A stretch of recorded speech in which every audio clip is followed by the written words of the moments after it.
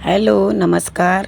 चला मराठी शिकूया या माझ्या यूट्यूब चॅनलच्या माध्यमातून आज आपण परीक्षेसाठी अत्यंत उपयोजित लेखन हा भाग पाहणार आहोत. तर आज आपण कहाणी लेखन पाहूया. तर मुलांनो, मुद्द्यावरून गोष्ट लिहिणे हा पेपरमधील शेवटचा प्रश्न असतो आणि तो 5 मार्काला असतो. तर इथे पहा मुद्दे काय दिलेले आहेत. एक पराभूत राजा, जंगलात पळून जाणे, गुहेत राहणे, काही दिवस गुहेतून बाहेर न पडणे, कोळ्याचे प्रयत्न, कोळ्यांकडून स्फूर्ती, युद्ध, पुन्हा राज्य मिळवणे. तर मुलांनो, हे आहेत मुद्दे आणि या मुद्द्यावरून आपण सुंदर अशी कहाणी तयार करणार आहोत.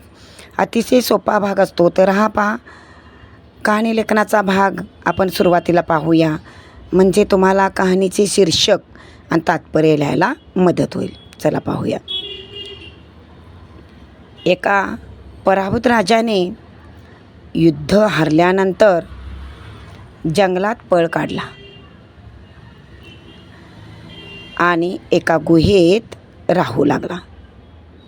काही दिवस तो निराश होऊन गुहेतून बाहेर पडला नाही. एकदा त्याने एका कोळ्याला जाळे विणताना पाहिले.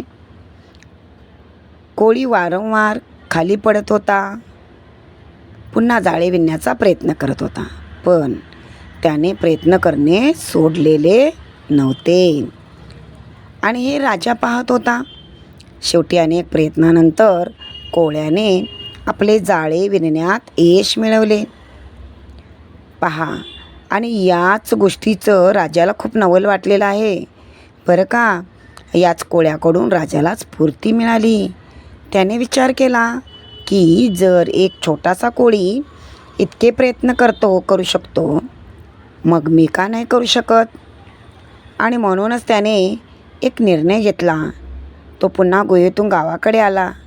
त्याने पुन्हा सैन्यांची जमवाजमव केली, युद्ध केले आणि आपले हरवलेले राज्य पुन्हा मिळवलेले आहे. पहा, म्हणजेच राजाला समजलेलं आहे की कष्ट केले तर फळ नक्कीच मिळते. आणि म्हणून या गोष्टीचे तात्पर्य काय सांगता येईल, प्रयत्न केल्याने यश नक्की मिळते.